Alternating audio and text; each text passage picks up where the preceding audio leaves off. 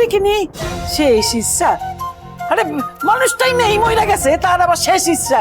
তাই ধুইয়া যেন জল খাবা। এটা সম্পত্তি ভাগাভাগি হচ্ছে না, কথা হচ্ছে যে কে সিংহাসনে বসবা। এই নিয়ে চোখ ভর্তি জল নিয়ে শেষ ইচ্ছা কইরা বসছে একেবারে আবদার দল। এত জল্পনা বন্ধ হোক, আমার একখানা প্রস্তাব আছে। কও বাবা কও, বিষ্ণু কও, তোমার প্রস্তাবখানা কও তুমি। আমার মনে হয় পিসিমা, এই সিংহাসনের দায়িত্ব একমাত্র দেবী প্রসাদকেই দেওয়া উচিত।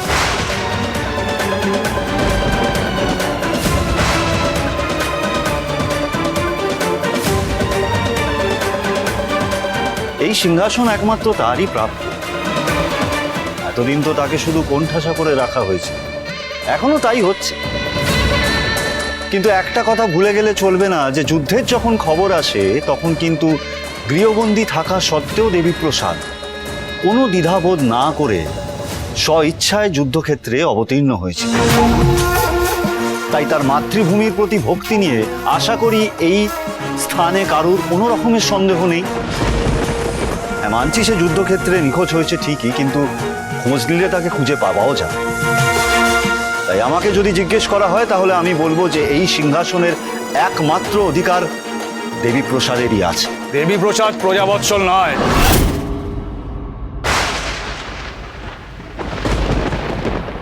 তার মাত্র কয়েকদিনের শাসনেই আমরা তার পরিচয় পেয়েছি। মার্জনা করবেন রঘুরাজ, সে তো ভবানী রটানো গুজব মাত্র।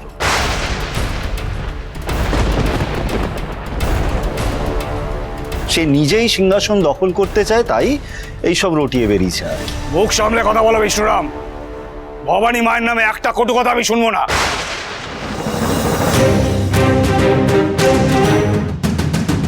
যদি প্রয়োজন পড়ে বাইরে যাও, রাজ্যের মানুষদের গিয়ে দাঁড় করা এবং জিজ্ঞেস করো তারা কাকে চান, স্পষ্ট উত্তর পেয়ে যাবে।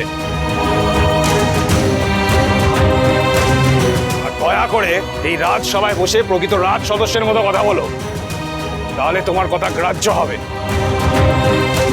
পুত্র বাৎসল্য দেখালে তোমার কথা কোনোভাবেই গ্রাহ্য হবে না, আমি হতে দেব না। আচ্ছা থামো থামো থামো থামো, তুমি এত উত্তেজিত হইও না। আমি কই কি তুমি যা বলতে আসো তাই হইব।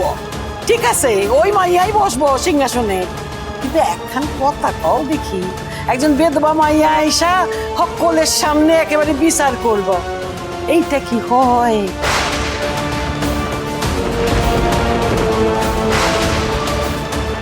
রঘুরাজ, চিকের আড়াল থেকে কিন্তু রাজত্ব চালানো যায় না। আপনার বিরোধিতার কিন্তু কোনো শেষ নেই, চারিদিকে একবার ভালো করে তাকিয়ে দেখুন। বেশ, তাহলে কি করণীয়, তুমি কি করতে বলছো?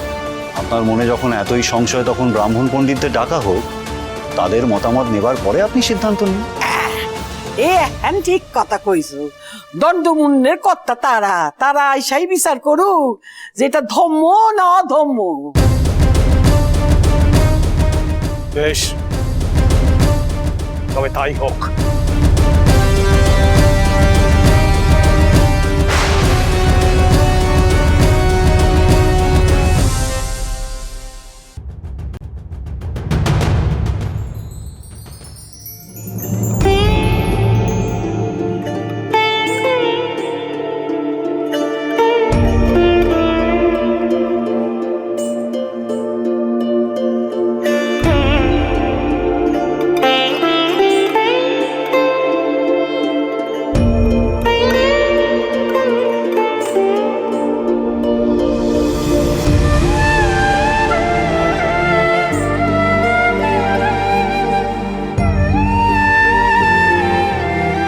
মহারাজ,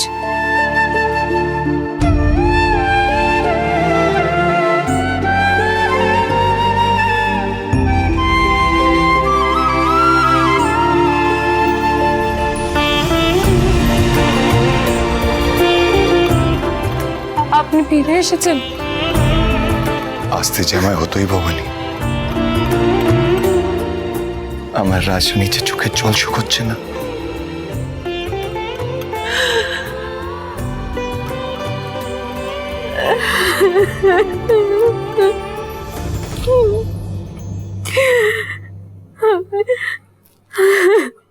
আপনি কেন গেলেন মহারাজ?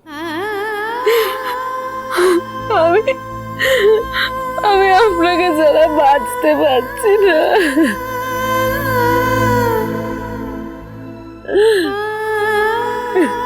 দেখি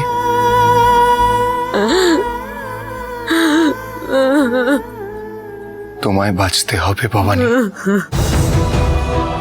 তোমার বাঁচার ওপর নাটোরের ভবিষ্যৎ নির্ভর করে আছে।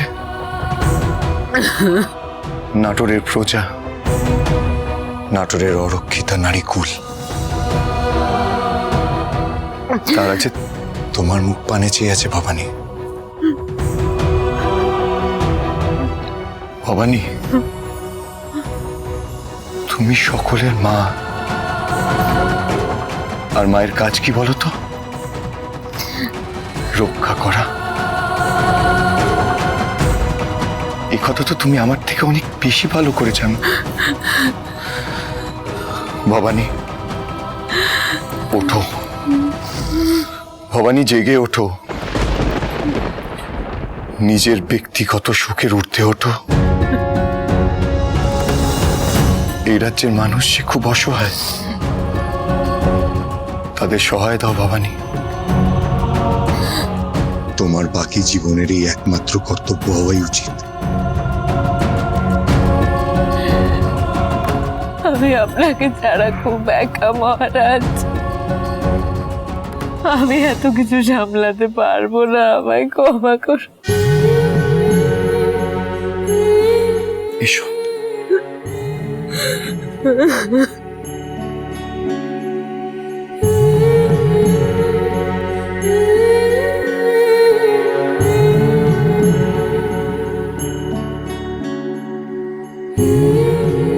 দেখো নিজেকে ভবানী, তুমিই পারবে। তাই তো যতবার আমি দূরে গেছি, তোমাকে সমস্ত দায়িত্ব সঁপে গেছি। এই নাটোরের বৃহত্তর মানচিত্রে যে দুরবস্থা, যে অসহায় সময়, যে অরাজকতা, তা তো তুমি খুব ভালো করে জানো।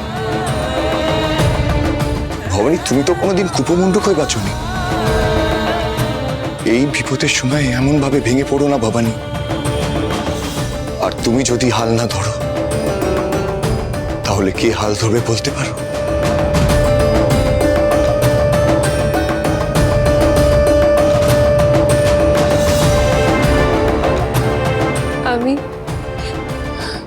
আমি সত্যিই পারবো।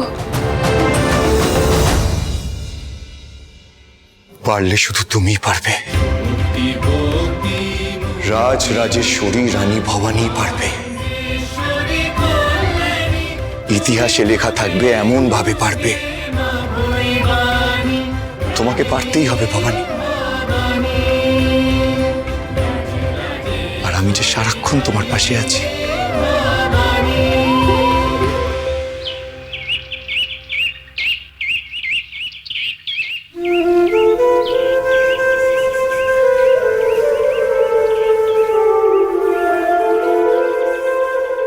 মহারাজ, মহারাজ, মহারাজ, আপনি আবার আমার স্বপ্নে এলেন। ভোরবেলার স্বপ্নে এলেন। বললেন বললেন আমার পাশে আছেন। কি বলতে চাইলেন আপনি? মা ভবানী, এ কি হচ্ছে আমার সাথে? আমাকে কেমন ইঙ্গিত দিচ্ছ তুমি? বুঝতে পারছি না।